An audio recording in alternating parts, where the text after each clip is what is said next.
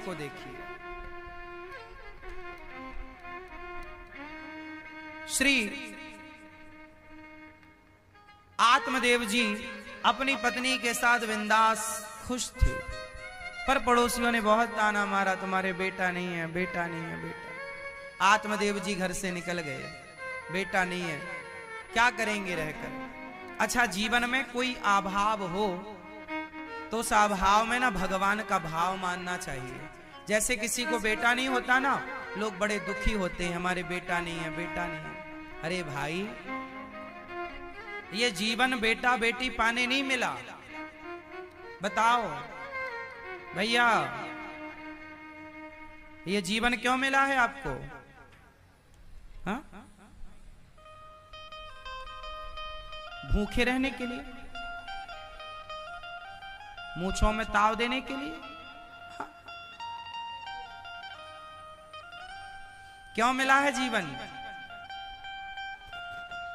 बेटा बेटी पैदा करने के लिए जीवन क्यों मिला है हमें? हमें जीवन मिला है अपना कल्याण करने के लिए। क्या करने के लिए? अपना कल्याण। और सुनो, पहले अपना कल्याण कर लो, फिर दूसरे का करना। पहले अपना जो कर लेगा वही दूसरे का करेगा। जो खुद का नहीं कर पाया वो दूसरों का क्या करेगा? इसलिए अपना कल्याण करो। और अपना कल्याण क्या है? आज के लोग अपना कल्याण नहीं चाहते। वो तो आप लोग अपना कल्याण चाहते हैं तो आप वृंदावन आ गए, भागवत सुन रहे हैं। कुछ लोग घर में ही भागवत सुन रहे हैं। जो भागवत से जुड़े हैं, सत्संग से जुड़े, कथा कीर्तन से जुड़े, वो लोग अपना कल्याण चाहते हैं। और जो नहीं सुन रहे आज भी, मतलब वो लोग अपना कल्याण, वो बहुत कष्ट उठाने वाले हैं। उन्हें अभी मजा आ रहा है, लेकिन बाद में सजा मिलेगी। जैसे खुजली को खुजलाने में मजा बहुत आता है, खुजलाते जाओ, खुजलाते जाओ, खुजलाते जाओ, फिर जलन होती है ना तो नानी याद आती है। ऐसे ये संसार। कल परसों हम लोग आ रहे थे ना, एक दुल्हा घोड़ी पर बैठा बैठा नाच रहा था। हम लोगों ने कहा, नाच ले बच्चू, आखिरी बार नाच रहा है।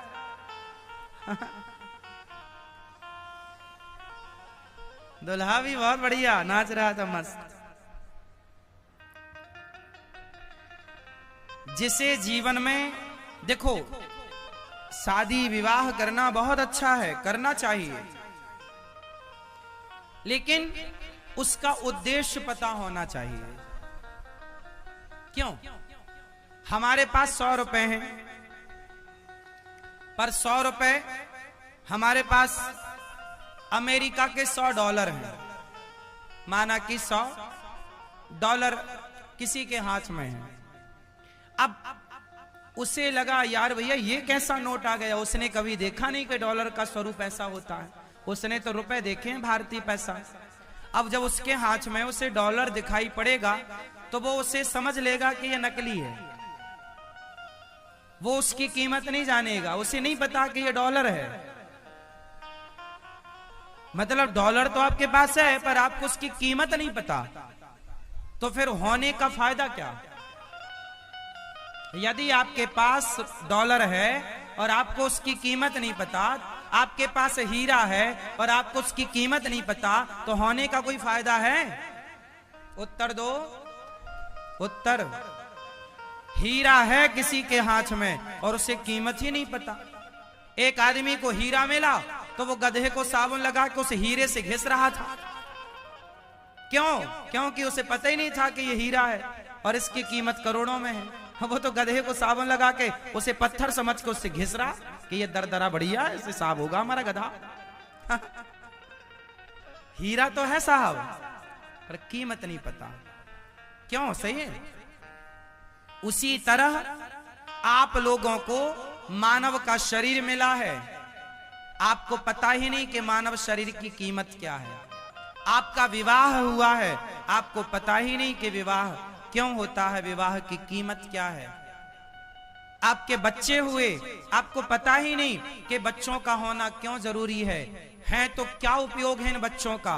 बस सबके बच्चे हो रहे हैं, हमारे भी होने चाहिए, सबकी शादियां हो रही हैं, हमारी भी होनी चाहिए। आजकल लोग बस ये, आज किसी से रहस्य जानो, पूछो क्यों भाई आप मानव शरीर पाए हैं, इसकी उपयोगिता बताओ, क्या कीमत है, बताओ भाई आपकी क्या कीमत है, क्या कीमत है आपकी, कुछ भी नहीं।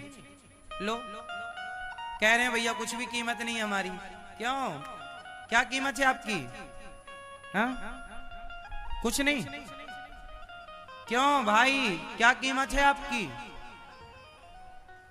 उत्तर दो, क्या कीमत है आपकी, आपसे पूछ रहे हैं सरकार।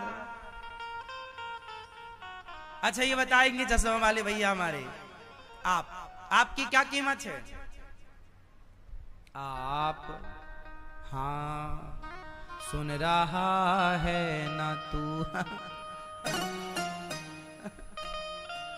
क्या कीमत है आपकी, बताओ, कुछ भी नहीं, क्यों भैया आपकी क्या है, ओ भैया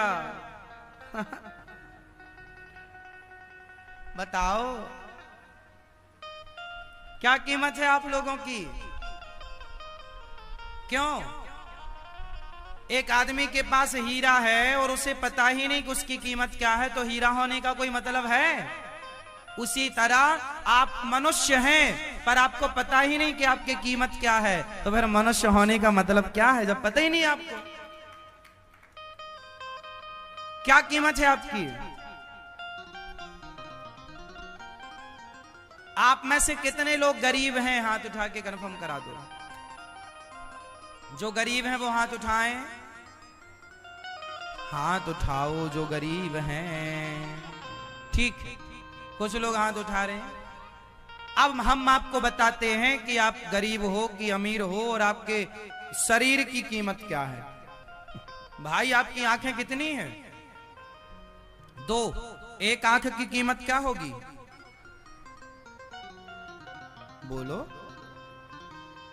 आप बेचना चाहोगे, हाँ नहीं, 50 लाख मांगोगे तो लोग 50 लाख देंगे, 1 करोड़ मांगोगे तो लोग 1 करोड़ देंगे, एक आंख का, हाँ या ना, बोलो हाँ। आपकी किडनियां 2 करोड़ मांगोगे तो लोग 2 करोड़ देंगे, 4 करोड़ मांगोगे तो लोग 4 करोड़ भी देने को तैयार हैं। आप तैयार हैं तो मतलब जो आपके बॉडी के पार्ट हैं, अंग हैं, क्या उनकी कीमत आप जानते हैं, नहीं। आपको ईश्वर ने अनमोल शरीर दिया, आंखों से कीमती, किडनियों से कीमती, बताओ क्या है आपके पास सबसे कीमती क्या है, आपके जीवन में सबसे कीमती क्या है, आप बताओ क्या है सबसे कीमती, हैं? आते हैं, दांत, हाँ सांस, हाँ सही पकड़े, सबसे अनमोल है हमारा जीवन ही सबसे अनमोल है, हमारी श्वास सबसे अनमोल है। आपका जीवन अनमोल, तेरा जीवन यूं ही गवा रहा है, किस ओर तेरी मंजिल किस ओर जा रहा है। आपके पास हीरा है, अरे संसार का हीरा इतना कीमती ना होगा जितना कीमती आपका शरीर रूपी हीरा है। ये वो हीरा है, इस हीरे से उस परमात्मा रूपी हीरा को पाया जा सकता है।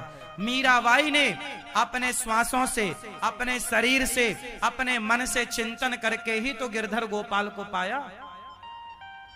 तुलसीदास जी ने अपने शरीर से ही, मन से ही तो चिंतन करके प्रभु को पाया। मतलब ये शरीर ही है जो भगवान को पाने में सहयोग करता है हमारा। ये शरीर है तो इस शरीर से ईश्वर को पाया जा सकता है, वरना कैसे पाओगे। तो बताओ शरीर माध्यम है या नहीं किसको पाने का? उस ईश्वर को पाया जा सकता है जो ये संसार रचने वाला है। अब बताओ, अनमोल आपका शरीर है, अनमोल तेरा जीवन यूं ही गवा रहा है। आपका शरीर इतना जो लोग कहते हैं हम बड़े गरीब हैं, अरे भाई कहां से गरीब हो? आपकी एक आंख करोड़ की है, आपकी किडनी या लीवर करोड़ों का है, फिर कैसे गरीब हो?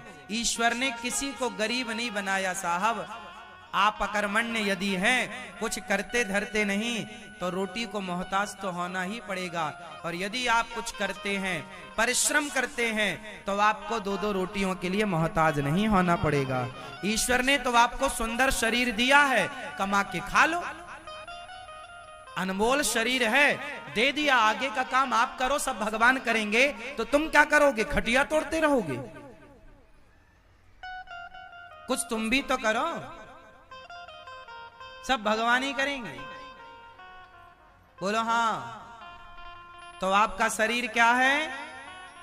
इसका कोई मोल करोड़ों। बताओ आपका ये शरीर अनमोल है या नहीं? कितने में बेचोगे अपने आप को?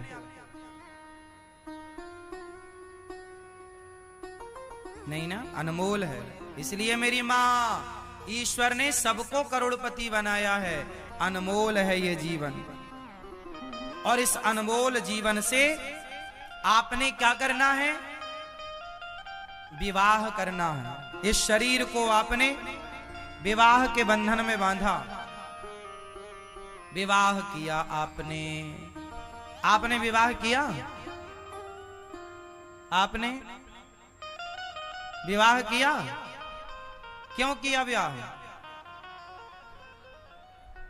आप विवाह क्यों किए भैया? आपने विवाह क्यों किया?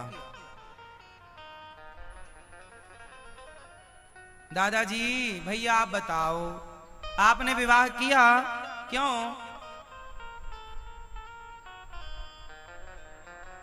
सबने किया, हमने भी कर लिया। क्यों दादाजी? आप बताओ। पीछे वाले भैया ऐसे बैठे हो मस्त, हाँ बैठे रहो, बस बताओ, ब्याह किया आपने? क्यों किया? नहीं, हम ब्याह कर लिया, पता ही नहीं क्यों किया, और घर वालों ने करा दिया, महाराज जी हो गया। पता ही नहीं। वही तो हमने बताया कि हीरा तो है, पर कीमत ही पता नहीं, तो हीरे होने का कोई अर्थ नहीं है। शरीर अनमोल है, इस शरीर से ईश्वर को पाया जा सकता है। दूसरा, विवाह क्यों किया? आपने विवाह किया? क्यों किया?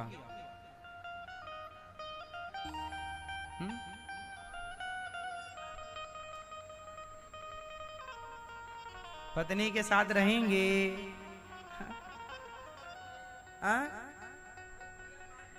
हाँ, ठीक कहा आपने।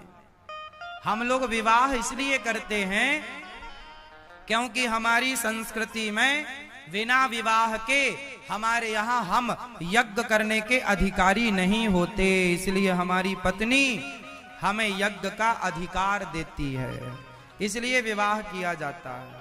इसलिए हमारे यहाँ जब विवाह होता है तो मंडप के नीचे ही सबसे पहला यज्ञ होता है। पंडित जी कराते हैं, पति पत्नी दोनों से एक यज्ञ कराते हैं। मतलब विवाह क्या है? एक यज्ञ है। हम विवाह के बाद यज्ञ करने के अधिकारी हो जाते हैं। इसलिए पत्नी के साथ बैठकर ही जोड़े से आप कोई भी अनुष्ठान करने के अधिकारी हैं। इसलिए विवाह कराया जाता है कि हम ईश्वर की प्राप्ति में हमारी पत्नी और हमारा पति, हम एक दूसरे के सहयोगी बनकर यज्ञ करें, इसलिए विवाह होता है। लेकिन आजकल शादी का मतलब क्या हो गया है? शराब। शादी का मतलब आजकल क्या हो गया है? शराब। आजकल शादियों में लोग खूब बढ़ चढ़ के शराब पीते हैं, पार्टियां होती हैं, सारे दुल्हा तक शराब पी के आता है। आप में से कितने लोग इस बात से सहमत हैं कि आज शादियों में सबसे ज्यादा लोग शराब पी के आते हैं? सारे बाराती शराब के नशे में, सारे नहीं, मतलब 8% तो मान लो आप, 95 मान लो। और क्या लोग शराब के नशे में होते हैं? बोलो हाँ। आजकल तो बड़े बड़े शहरों में शादियों में स्त्रियां तक शराब पीती हैं। हाँ या ना? आप लोग पीते हैं? नहीं? मैया आप नहीं? सही बताओ, कभी शराब नहीं पी आप? सहेली तो कह रही थी कि एक बार हमारे संग बैठ के पी रही थी आप। नहीं? हाँ।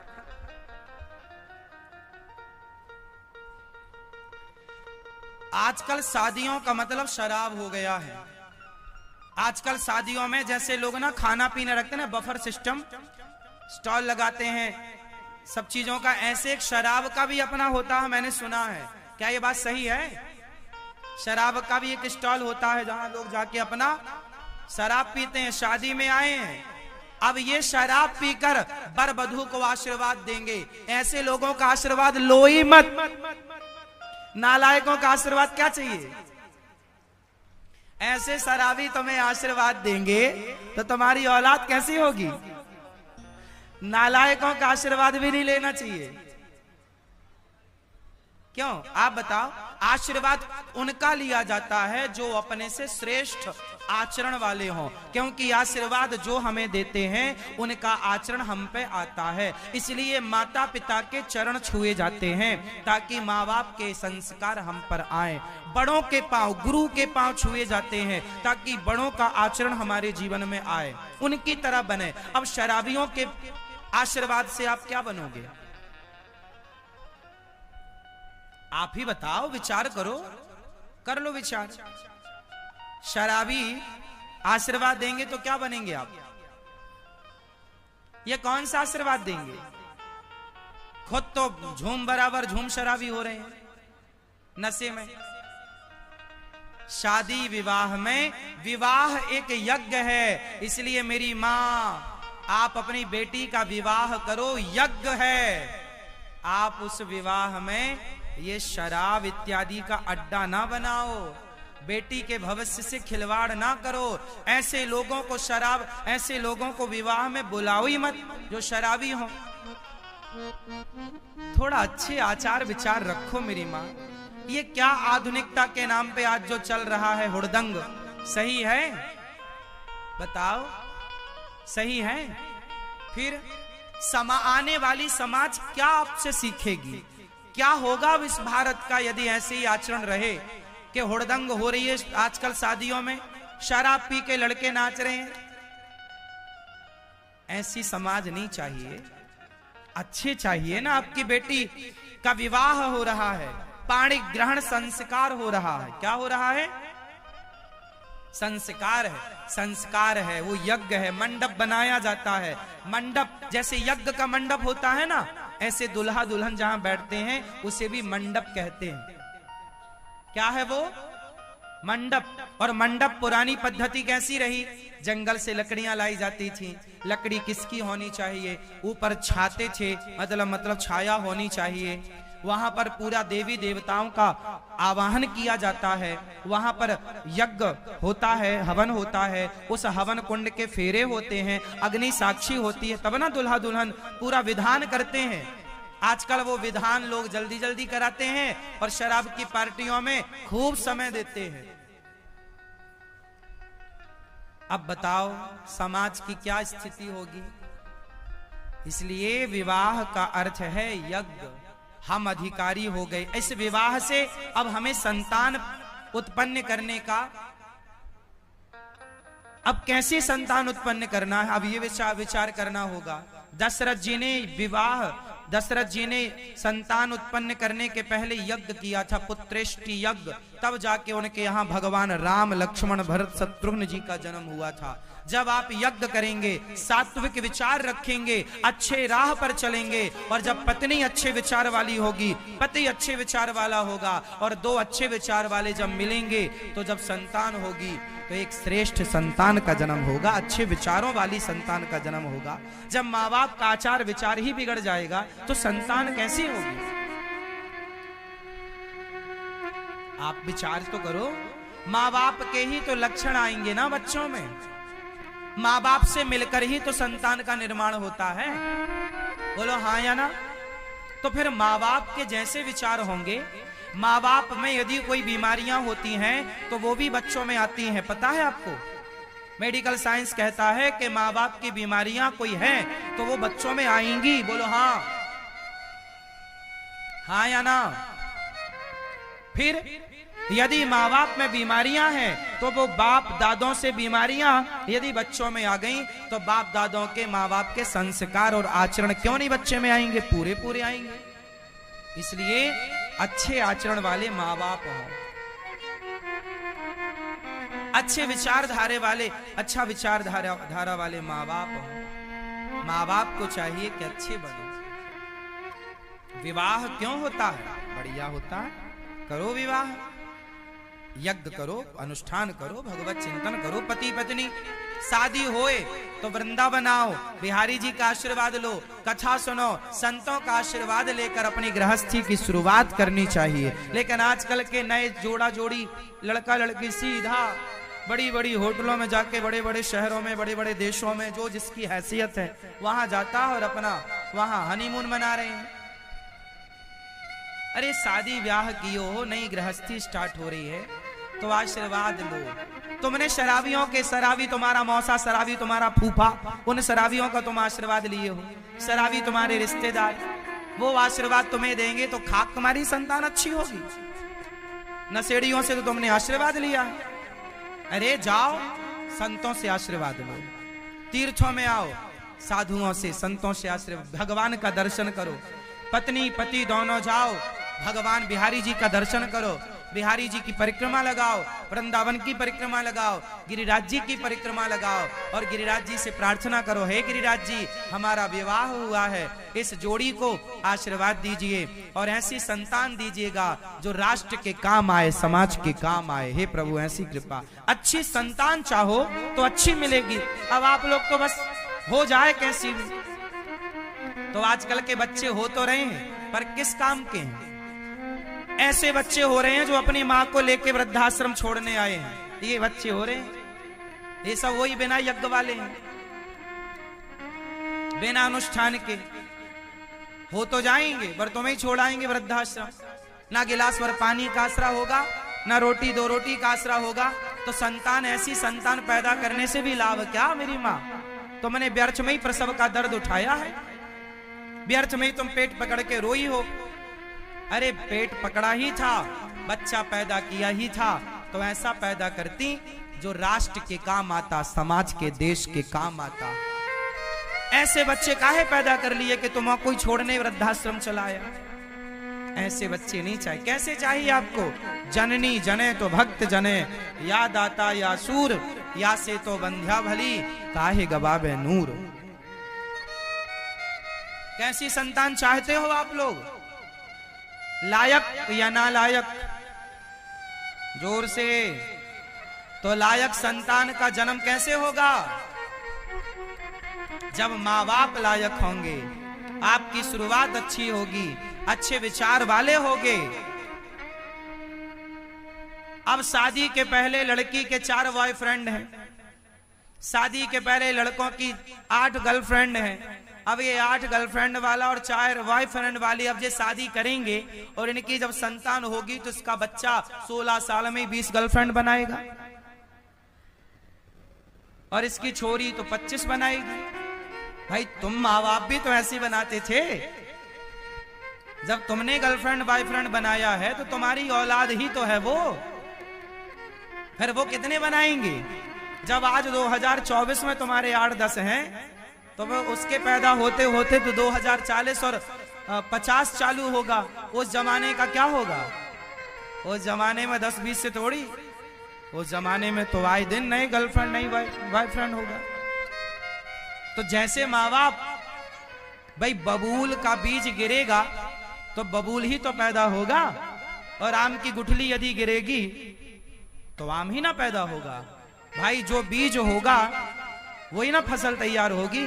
पेड़ बोए बबूल का तो आम कहां से आए? गाय का बच्चा गाय ही होगा, गाय का बछड़ा वो गौवंशी ही कहलाएगा और भैंस का भैंसा ही कहलाएगा, गीदड़ का गीदड़ ही कहलाएगा और शेर का शेर ही कहलाएगा। इसलिए आप जैसे विचारधारा वाले होंगे उस विचारधारा वाला बच्चा पैदा होगा। आप तय करिए कि आपको संतान कैसी चाहिए, जैसी चाहिए वैसे आचरण अपने बना लो। कितने लोग मेरी इस बात से सहमत हैं कि जैसे आचरण वाले माँ बाप होते हैं लगभग वही आचरण वाले बच्चे, उन पर पूरा पूरा प्रभाव।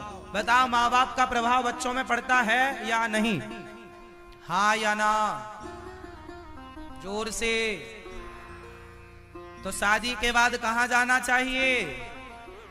संतों का आशीर्वाद लो, अच्छे लोगों का, माता पिता का आशीर्वाद, अच्छे आचरण वाले बनो। किस किस को बात समझ आ गई?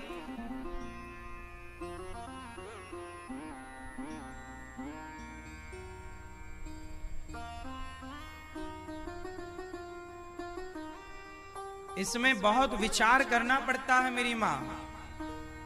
संतान उत्पत्ति में बहुत विचार होता है। यदि कोई स्त्री यदि दिन में गर्भवती हो गई, बात समझिएगा, शास्त्रोक्त बात बोल रहा हूं, आप कुछ भी समझें।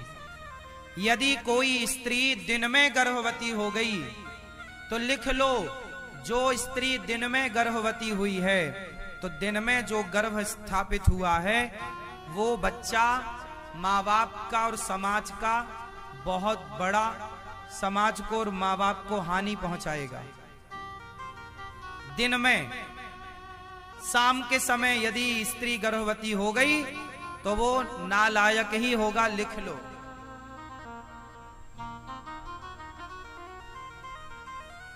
हिरण्याक्ष हिरण्यकश्यप इसका उदाहरण है।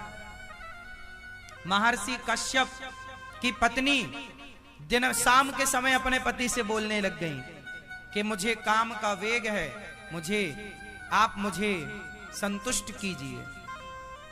महाराज ने, पति ने रोका कि देवी ये संध्या का समय है, अभी गर्भाधान का मुहूर्त नहीं है, अभी गर्भाधान का शुभ समय ये शाम है, भगवान को याद करने का समय, और तुम क्या सोचे बैठी हो? पत्नी ने नहीं माना और पत्नी ने जिद की तो गर्भाधान हुआ। तो उस गर्भाधान से हिरण्याक्ष और हिरण्यकश्यप जैसे राक्षसों का जन्म हुआ।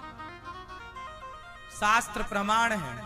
इसलिए हमारे यहाँ ये विचार भी होता है कि गर्भाधान कब होना चाहिए।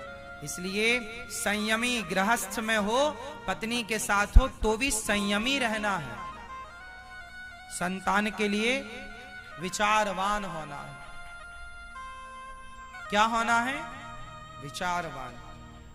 खूब तरीके से हमने समझाया, आप समझदार होंगे, समझ गए होंगे कि संतान के प्रति लापरवाही नहीं, बहुत श्रेष्ठ संतानों की जरूरत है। कहां गई वो झांसी की रानी, कहां गए विवेकानंद, कहां गए रामकृष्ण, कहां गए और महाराणा प्रताप, शिवाजी? ऐसी संतान चाहते हो, समाज के हित के लिए संतान चाहते हो, अपने परिवार और कुटुंब और खानदान के हित की संतान चाहते हो, तो फिर आपको संतान से जुड़ा हर नियम पालन करना पड़ेगा। श्रेष्ठ संतान चाहिए तो संयमी। देखना इंद्रियों के ना घोड़े बढ़े, इनमें संयम के हरदम ये कोड़े पड़े। अपने रथ को सुमार्ग लगाते चलो, मन से गोविंद गोपाल।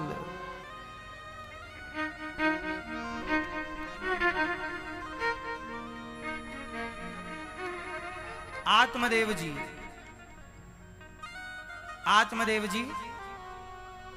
चले, संतान नहीं है, रोका। संत जी ने कहा कि क्यों रो, कथम रोदसी विप्रत्वम काते चिंतावलीयसी वदत्वम सत्वरम मह्यम स्वस्य दुःखस्य कारणम।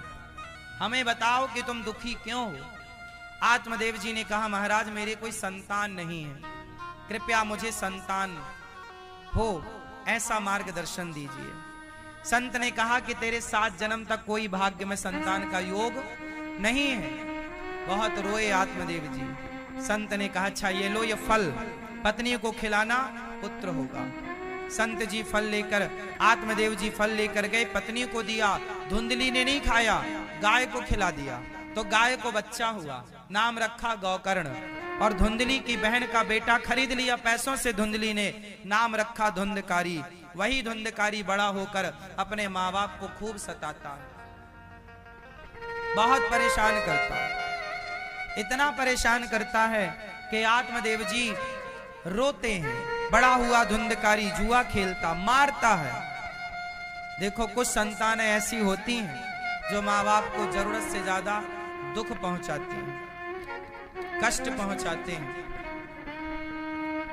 ऐसी संतान धुंधकारी जैसी किसी की ना हो।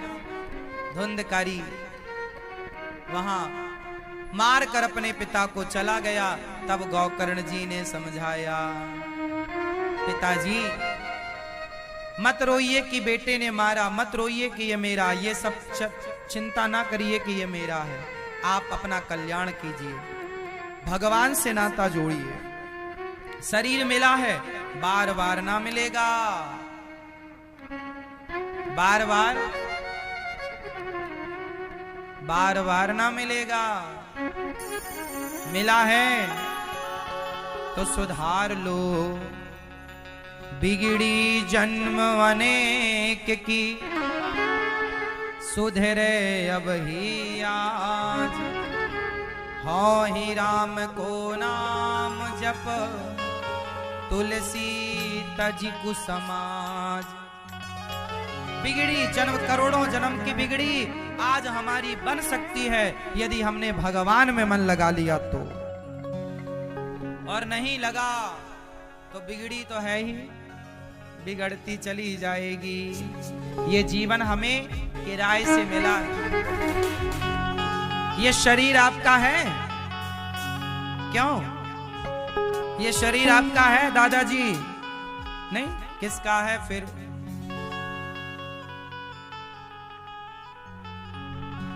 ऐ मन मुसाफिर निकलना पड़ेगा, ये काया कुटी घर खाली करना पड़ेगा।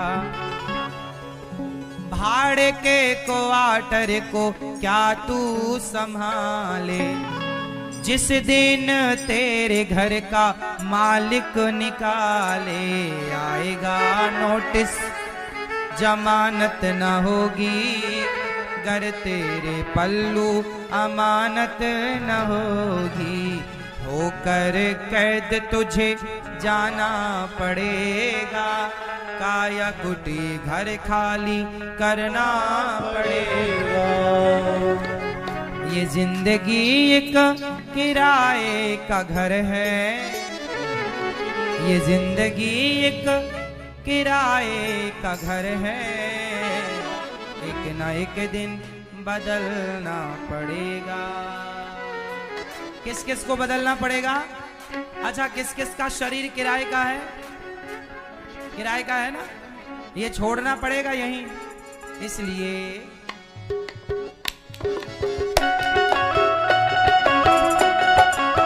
जय हो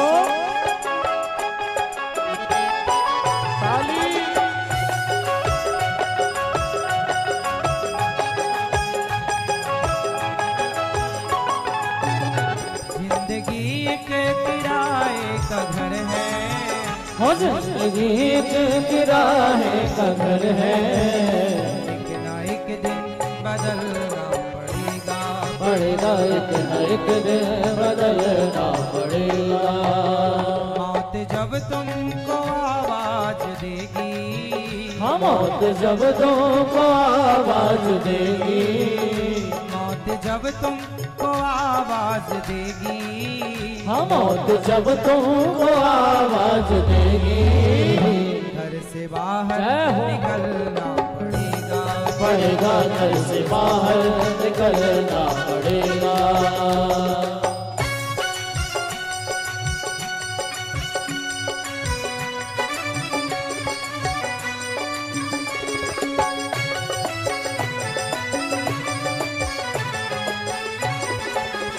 जय हो हरि बोल।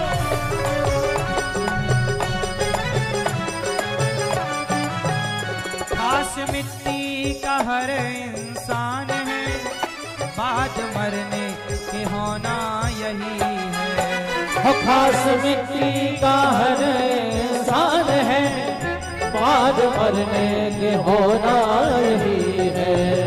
खास मिट्टी का हर इंसान है, बाद मरने के होना यही है।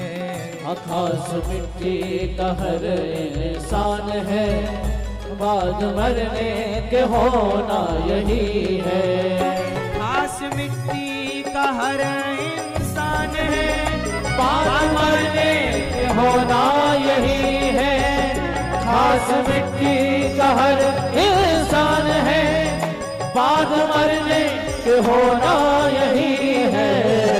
या जमी पर तो रबत बनेगी, या जमी पर तो रबत बनेगी, या चिताओं में जलना पड़ेगा, पड़ेगा या चिताओं में जलना पड़ेगा, पड़ेगा या चिताओं में जलना पड़ेगा।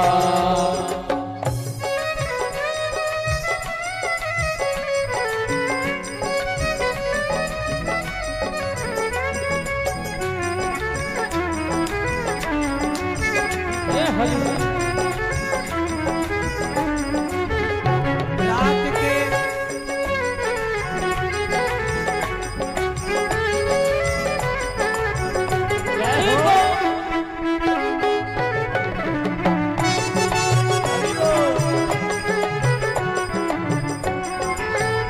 रात के बाद होता सवेरा, देखना हो अगर दिन सुनहरा। रात के बाद होता सवेरा, देखना हो अगर दिन सुनहरा। रात के बाद होता सवेरा, देखना हो अगर दिन सुनहरा। रात के बाद होता सवेरा, देखना हो अगर दिन सुनहरा। सुनहरा दिन देखना चाहते हो तो पैर पैर फूलों में रखने से पहले, पैर फूलों में रखने से पहले, पैर फूलों में रखने से पहले, पैर फूलों में रखने से पहले, तुमको कांटों में चलना पड़ेगा, पड़ेगा तुमको कांटों में चलना पड़ेगा, पड़ेगा तुमको कांटों में चलना पड़ेगा।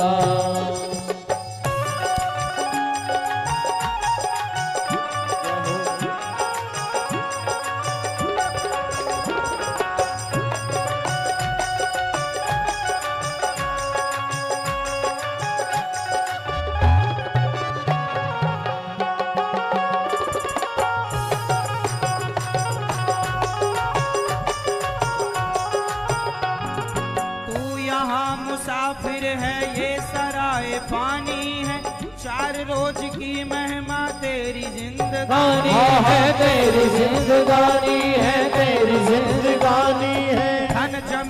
धन जमी जर जेवर कुछ न साथ जाएगा, खाली हाथ आया है, खाली हाथ जाएगा, खाली हाथ जाएगा, खाली हाथ जाएगा। जान कर भी अनजाना बन रहा है दीवाने, अपनी उम्र फानी तन रहा है दीवाने, तन रहा है दीवाने, तन रहा है दीवाने।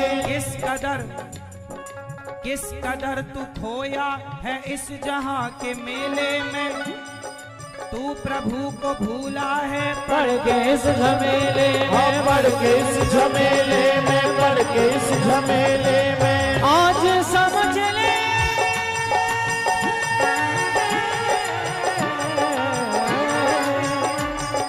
आज समझ ले, कलिए मौका हाथ तेरे आएगा, जो गफलत की नींद में सोने वाले को सो जाएगा।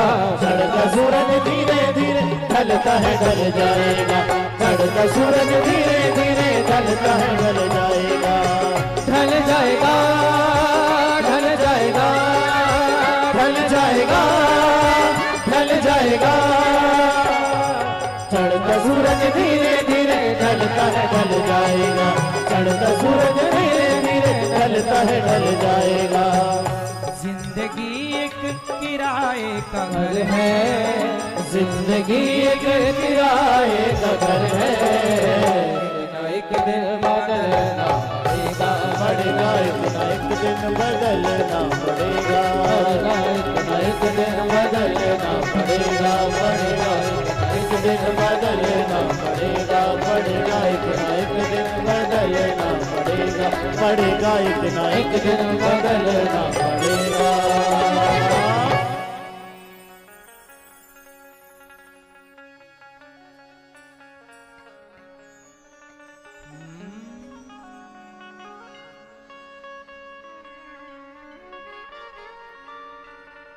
किस कदर तू खोया है इस जहां के मेले में, तू प्रभु को भूला है पढ़ के इस झमेले में।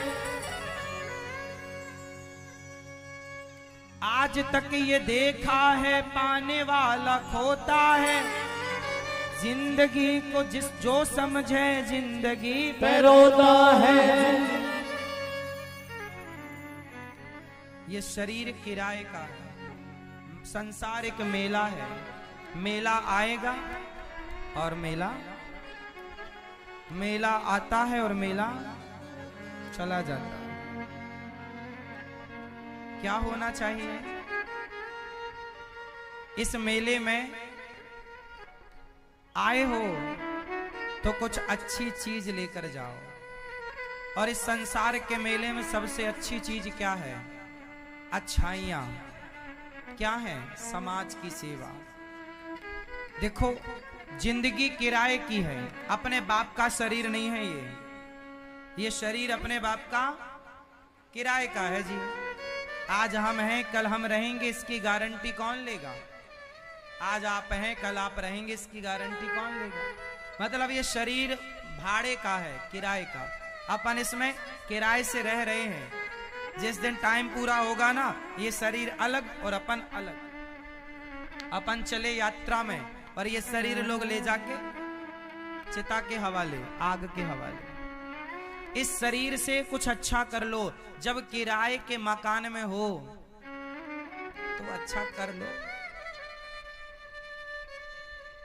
क्या अच्छा करें? सबकी सेवा, सबके साथ अच्छा। इसलिए हम आपसे कहते हैं कि आप भी सबके साथ अच्छा किया करो।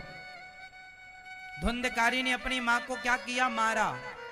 पिता को क्या किया? परेशान किया, मारा। माँ को पिता को मारा। ऐसे बेटे किसी के ना हो कि वो अपने माँ बाप को ही मारें। बेटे ऐसे हों जो माँ बाप का सम्मान करें। साहब एक बात बताएं, आज के समय सबसे बड़ी डिग्री वही है, वही बेटा अच्छा पढ़ा लिखा है, वही लोग अच्छा पढ़े लिखे हैं जो अपने माँ बाप का सम्मान करते हैं। जो माँ बाप का सम्मान कर रहे हैं आज के युग में, उन्हें तो आप पढ़ा लिखा मानो, और जो माँ बाप का सम्मान नहीं कर रहे हैं उनके पास कितनी भी डिग्रियां हो, मुझे लगता है कि वो सबसे बड़े अनपढ़ हैं, गंवार। जो अपने माँ बाप का सम्मान नहीं करते वो पढ़े लिखे हैं। वो बहुएं जो अपने सास ससुर का सम्मान करती हैं, पति का आदर करती हैं, वो बहुएं पढ़ी लिखी हैं। और जो पति का और सास ससुर का आदर ना करें, सम्मान ना करें, वो बहू अनपढ़ ही तो है। उसे आप कैसे पढ़ा लिखा मान लो? डिग्रियां ही सब कुछ नहीं होती मेरी माँ, समझो बात को। इसलिए सबसे उत्तम कार्य है समाज की सेवा। भगवान जब खुश होंगे ना तो आपकी सेवा देखकर ही खुश होंगे। आपने कितनी बढ़िया सेवा की है। कहावत तो सुनी होगी, करोगे सेवा तो मिलेगी मेवा, सेवा करने वाले को ही फल मिलता है। इसलिए ये दास आपके हिस्से में एक एक माँ आई, पर अनिरुद्धाचार्य के हिस्से में 278 माताएं आई। भगवान ने पूरे भारत नहीं पूरे विश्व में सबसे ज्यादा माता किसी की है, सबसे ज्यादा माँ किसी की है, तो मेरी माएं हैं सबसे ज्यादा। हाँ या ना? आपके ऊपर एक माँ का हाथ है, हमारे ऊपर तो हमारी हजारों माँ जो यहाँ हैं वो, और हर घर में एक माँ जो आपकी माँ है वो मेरी ही माँ है। हर घर में एक माँ मेरी है, हर घर में एक माँ मेरी है। इसलिए गौरी गोपाल आश्रम में हमारी सारी माताएं 278 माताएं सुखपूर्वक रहती हैं। आज एक माँ और इस परिवार से जुड़ गई, सम्मिलित हो गई, तो माँ यहां सुखपूर्वक विराजी हैं। आप लोगों से मेरी प्रार्थना कि आप भी इस सेवा कार्य से अपने आप को जोड़ो। गौरी गोपाल आश्रम में एक यज्ञ चल रहा है जो अखंड यज्ञ है। कौन सा यज्ञ चल रहा है यहाँ? जोर से, सेवा का यज्ञ। कौन सा यज्ञ? जोर से, सेवा, अन्न यज्ञ है ये। कौन सा यज्ञ? अन्न यज्ञ। अब इस यज्ञ में आप सब भी सहयोग की आहुतियां डाल करके इस यज्ञ में आप भी सहभागी बनो। गौरी गोपाल आश्रम में हजारों माताओं के लिए एक ये बड़ा आश्रम बनने जा रहा है जहां 1000 वृद्ध माएं रह पाएंगी। अभी 278 हैं, 1000 माओं को जगह मिले, आप भी सहयोगी बनिए। एक इस आश्रम के निर्माण में एक ईंट का सहयोग, 1 बोरी सीमेंट का, 2 बोरी 10 बोरी सीमेंट का सहयोग, एक कमरा बनाकर भी आप भेंट कर सकते हैं, एक कमरे की छत डला सकते हैं या एक माँ को गोद ले सकते हैं। जिस लायक विधाता ने आपको बनाया आप कर सकते हैं। गौरी गोपाल आश्रम में जो माएँ हैं, इन माओं को आप भोजन दे सकते हैं कि आज हमारी ओर से सभी माओं को भरपेट भोजन, अन्नदान। अच्छा बताओ, सबके सहयोग से ही यहां सेवाएं हो रही हैं या नहीं? हाँ या ना? तो आप सबका सहयोग यहां के लिए, जैसे मछली को पानी मिल जाए तो उसे पानी नहीं जान है। मछली को पानी मिल गया मीन्स उसे उसकी जान मिल गई।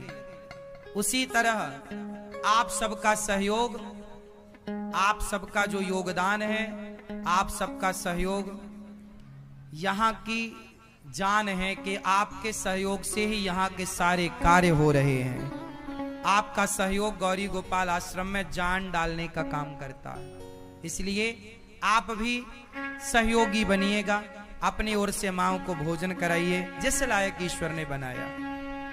किसी एक माँ को गोद ले सकते हैं आप, एक माँ का सहारा बन सकते हैं। यहाँ पर एक अखंड अन्न क्षेत्र चलता है, हजारों साधु संत आते हैं, पेट भर भोजन पाते हैं। आप भी भोजन कराइए संतों को, आप भी अपनी ओर से भोजन एक दिन का बंटवाइए। हजारों साधु संत भोजन करते हैं। अन्नदान सबसे बड़ा दान है या नहीं? हाँ या ना? तो हजारों साधु संत भोजन करते हैं, एक दिन का बेटी बेटे के जन्मदिन में आप भी बंटवाओ। और ये संतों को रहने के लिए एक संत निवास की आवश्यकता है, तो संतों के लिए, संत निवास के लिए 1 गज 2 गज आप भूमि दान करेंगे तो संत निवास बनेगा और संत लोग वहां रहकर अपना भजन करेंगे। गौरी गोपाल आश्रम में एक रसोई चलती है गौरी गोपाल भगवान की। कोई भी आए सबको पेट भर भोजन मिलता है। ये बात सही है या गलत है कि सबको पेट भर भोजन मिलता है गौरी गोपाल आश्रम में? कितने लोग मान रहे हैं कि सही है? कितने लोगों ने प्रसादी पाई? हाँ, तो जैसा सुना था टीवी पर यहाँ वैसा पाया या नहीं? बस आप आइए, अपनी आंखों से देखिए, सोचिए, कोई भी आ जाए सबको भोजन मिल रहा है, इससे बड़ी सेवा क्या होगी भक्तों? सेवा तो है। तो आप भी इस सेवा से चाहें जुड़ सकें तो आप भी अपनी बेटी का जन्मदिन, बेटे का जन्मदिन, शादी की सालगिरह, माता पिता की पुण्यतिथि, संतों की सेवा करके, भक्तों की सेवा करके, एक दिन की रसोई सेवा करके आप भी अपने धन को अन्नदान से जोड़कर उसे पावन कर सकते हैं और हजारों भक्त भोजन करेंगे। सबकी दुआएं, आशीर्वाद आप ले सकते हैं। और मुझे विश्वास है कि भक्तों की तृप्ति से ही भगवान तृप्त होते हैं। तो गौरी गोपाल आश्रम में सेवाएं आप जो देख रहे हैं, आप चाहें तो जुड़ें। यहाँ पर गौ माता की सेवा है, गौशाला में आप भी गौदान कर सकते हैं। गायों को चारा, भूसा, खली, चोकर, गायों को एक रोटी अपनी ओर से भिजवाएं। तो गायों की सेवा हो। गौरी गोपाल गुरुकुल है जहां बच्चे निःशुल्क पढ़ते हैं। आप भी वैदिक गुरुकुल की परंपरा जो भारतीय थी, जिसे मुगलों ने नष्ट किया, अंग्रेजों ने नष्ट किया, उस परंपरा को ये दास अनिरुद्ध ने चाहा कि वो बची रहे, तो गुरुकुल की स्थापना हुई। आज बच्चे यहाँ वेद पुराण पढ़ते हैं और भारतीय मूल शिक्षा प्राप्त करते हैं।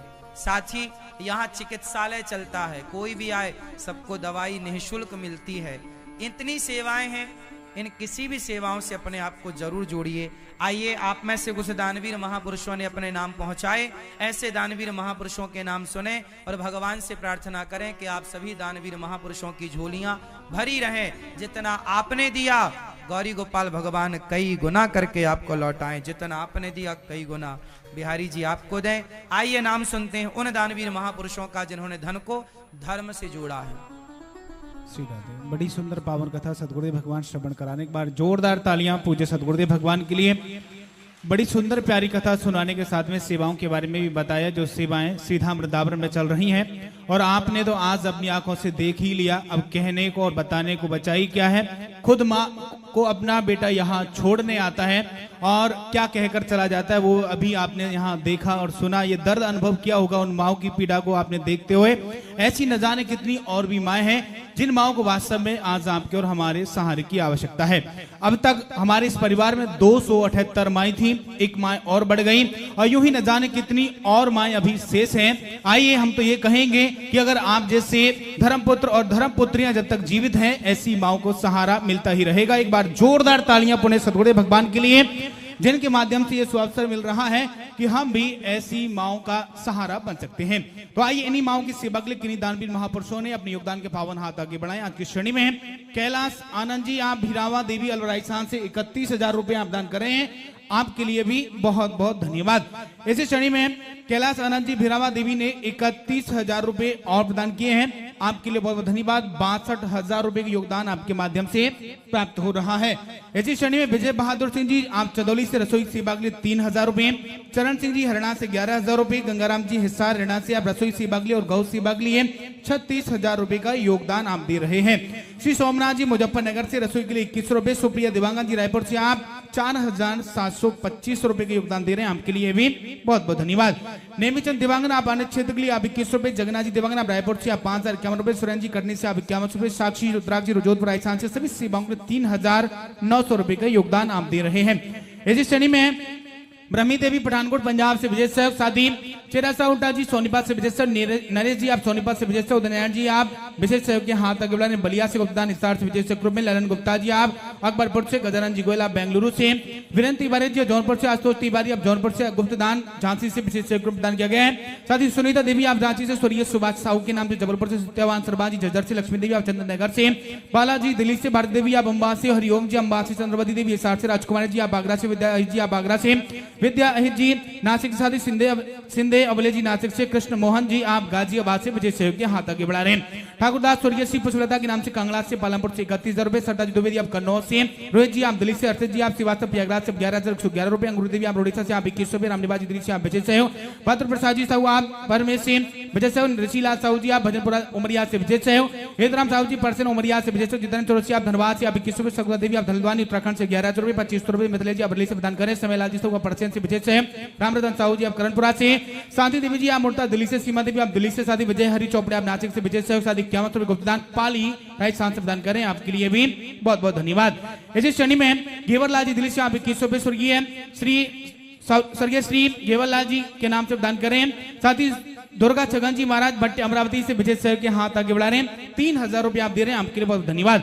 कल्याणी देवी किशोर सिंह ठाकुर आप विजय सहयोग। राजेश कुमारी उन्नाव से विशेष श्री भगवान यादव जी विजय सहयोग। काली संपत्ति हीराबेन जी पांड्या की पुण्यश्रमती मुंबई से विजय सहयोग। ममता दिनेश दोवी शादी के साल के उपलक्ष्य में चंपारण बिहार से ब्रजेश कुमारी गुप्ता, शिला गुप्ता सुल्तानपुर से 31 रुपए। उमेश जी मयूर उड़ीसा से, अमरदीप जी आप पूरी उत्तर प्रदेश से, राजेश कुमारी आप उन्नाव से, रचयिता के नाम से प्रेमराज जी पांडे, प्रतिमा जी पांडे शादी के साल के उपलक्ष्य में 21 रुपए। बलराम जी कांत देवी बोकारो झारखंड से, कुलवासी आनंदराव जी, दिनेश शर्मा जी पंजाब से 21 रुपए। मायावी शुक्ला अलवर राजस्थान से 21 रुपए। अंजनी कुमारी पटना बिहार से विजय सहयोग। सुषमा अग्रवाल जी अमरावती से आप 31 रुपए। अभिनव जी तिवारी लुधियाना पंजाब से विजय सहयोग। घेवरलाल जी दिल्ली से आप 21 रुपए। प्रदीप कुमार वर्मा दिल्ली से आप विजय सहयोग। मालती पांडे से, प्रसाद जी पांडे आप उड़ीसा से, शकुंतला जी ऋषि कुमार शर्मा जी देवास से विजय सहयोग के हाथ आगे बढ़ा रहे हैं, आपके लिए भी बहुत बहुत धन्यवाद।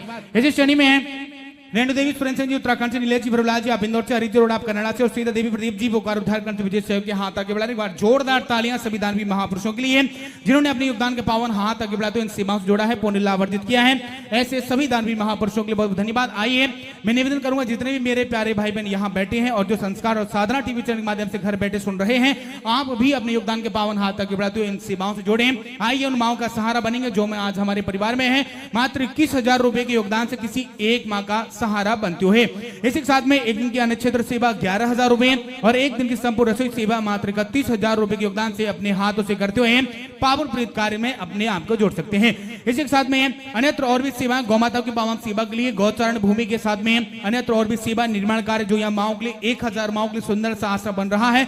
गौरी गोपाल गौशाला के साथ में गुरुकुल की पावन सेवा से भी आप अपने आप को जोड़ सकते हैं। जो लोग यहाँ बैठे हैं उनके लिए काउंटर यहीं लगा है, काउंटर पर जाकर के अपने योगदान के पावन हाथ आगे बढ़ाते हुए आप अपने आप को जोड़ सकते हैं। और जो लोग घर बैठे अपने योगदान के पावन हाथ आगे बढ़ाते हुए अपने आप को जोड़ना चाहते हैं उनके लिए लगातार टीवी चैनल के माध्यम से खाता संख्या, फोन नंबर और QR कोड दिखाया जा रहा है ताकि वो लोग घर बैठे ही अपने योगदान के पावन हाथ आगे बढ़ाते हुए अपने आप को जोड़ सकें। अब आइए चलेंगे आज की शेष पावन कथा की और एक बार पुनः दोनों हाथ उठाकर बड़ी भाव से मेरे साथ बोलेंगे राधे। धुंधकारी ने जब अपने माँ बाप को सताया तो गौकर्ण जी ने उपदेश किया आत्मदेव जी को और उनका कल्याण हुआ। गौकर्ण जी ने आत्मदेव जी पर ज्ञान की वर्षा की, उन्होंने भागवत चिंतन करके अपना कल्याण किया। माता कुएं में कूद कर मर गई। धुंधकारी वैश्याओं को लेकर आया, जलते अंगार उन्होंने मुंह में डाले। वैश्याएं धुंधकारी को मारती हैं, वो प्रेत बना और जब भागवत सुनी गौकर्ण जी के द्वारा तब जाकर धुंधकारी प्रेत योनि से मुक्त हुआ। भागवत जी सुनने वाला प्रेत योनि से मुक्त हो जाता है। धुंधकारी इसका उदाहरण है। धुंधकारी मुक्त हुआ। भगवान को गौकर्ण जी ने फिर से दूसरी बार वहां भागवत सुनवाई। भगवान ने गौकर्ण जी को हृदय से लगाया। सब भगवत धाम को गए। सनकादियों के मध्य भगवान प्रकट हुए और बड़े प्रेम से कीर्तन भजन करके वहां भगवत धाम को गए। श्रोता कैसा हो आप जैसा, कथा सुनने वाला, वक्ता विरक्तो वैष्णवो विप्रो वेद शास्त्र विशुद्धिकृत, दृष्टांत कुशलो धीरो वक्ता कार्योति निस्पृहा, विरक्त हो वक्ता, वैष्णव भगवान का भक्त हो, विप्र ब्राह्मण हो, ऐसा वक्ता हो जो बात समझा सके, सही सही आप तक पहुंचा सके और आप भी उसका सही ही अर्थ समझें, शास्त्रों की बातें सही तरीके से समझा सके और आप समझ सके, ऐसे श्रोता वक्ता हो। भगवत धाम को भगवान गए। नारद जी इत्यादि सब ने दर्शन किया। अब चलते हैं भागवत जी के पावन दर्शन की ओर। जन्माद्यस्य यतोऽन्वयादितरतस् चार्थे स्वभिज्ञः स्वराट् तेने ब्रह्म हृदय आदि कवये मोहयन्ति यत्सूरया तेजो वारि मृदाम यथा विनिमयो यत्र त्रिसर्गो मृषा धाम्ना स्वेन सदा निरस्तकुहकं सत्यम परम धीमहि। जो सत्य स्वरूप परमात्मा है उनका हम ध्यान करते हैं। कुंती बुआ ने भगवान से दुख मांगा, भगवान ने अपने आप को दिया। पितामह की सदगति हुई। 7 दिन में राजा परीक्षित जी को मरने का श्राप लगा। शुकताल गए। सुखदेव भगवान का आगमन हुआ। राजा परीक्षित जी ने सुखदेव भगवान का पूजन किया। हाथ जोड़कर प्रश्न किया राजा परीक्षित जी ने, मुझसे 7 दिन में मुझे मरना है प्रभु, मैं क्या करूं? सुखदेव भगवान बोले, भगवत चिंतन करना है राजन।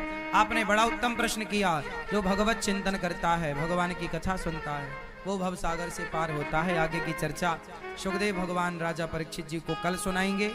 आगे की चर्चा कल। आप अपना मोबाइल, पर्स, सोना चांदी संभाल के रखिएगा। चोर बहुत एक्टिव रहते हैं।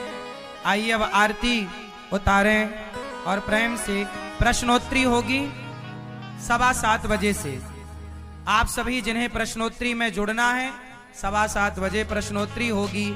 आप भी शाम के 7:15 बजे YouTube पर जाइए, अनिरुद्धाचार्य टाइप कीजिए, चैनल खुल के आएगा, सब्सक्राइब कीजिएगा। इस चैनल पर ही आप प्रश्नोत्तरी YouTube पर देख पाएंगे। श्रीमन्नारायण चरणौ शरणं प्रपद्ये। श्रीमते नारायणाय नमः। हरि ओम। चक्षुः सूर्यो जायत श्रोत्राद् वायुस्य प्राणस्य मुखादग्निर्जायत मन में बसा कर आप सभी लोग अपने मोबाइल की जो टॉर्च होती है ना, लाइट जला के उससे भी ऐसा भाव बनाओ कि हम प्रभु की आरती उतार रहे हैं।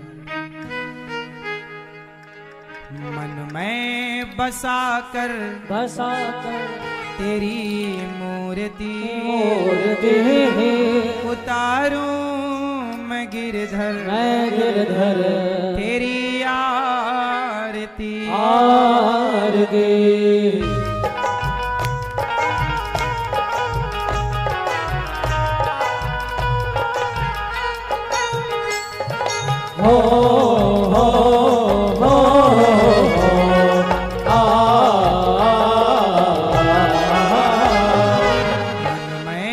बसा कर तेरी मूर्ति उतारूं मैं गिरधर तेरी आरती।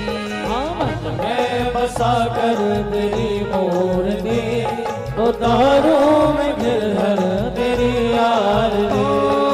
मन में बसा कर तेरी मूर्ति उतारूं मैं गिरधर तेरी आरती। मन में बसा कर तेरी मूर्ति उतारूं मैं गिरधर तेरी आरती।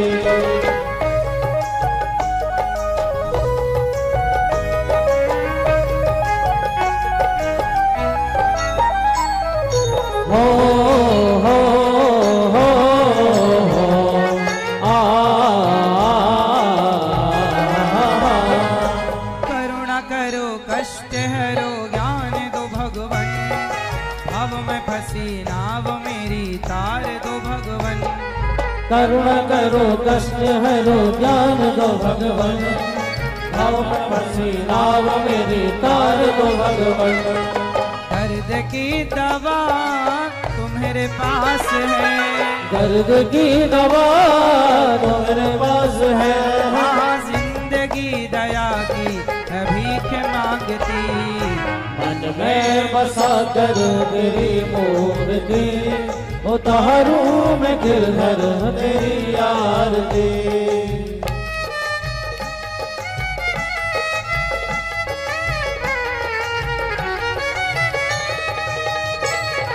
हो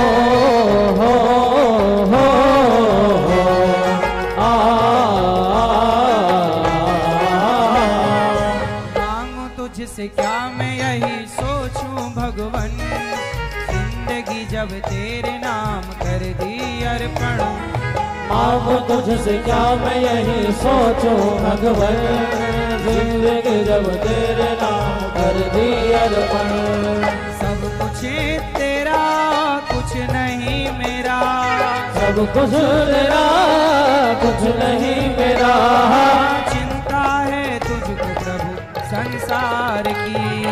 मन में बसा कर तेरी मूर्ति उतारूं मैं गिरधर तेरी आरती।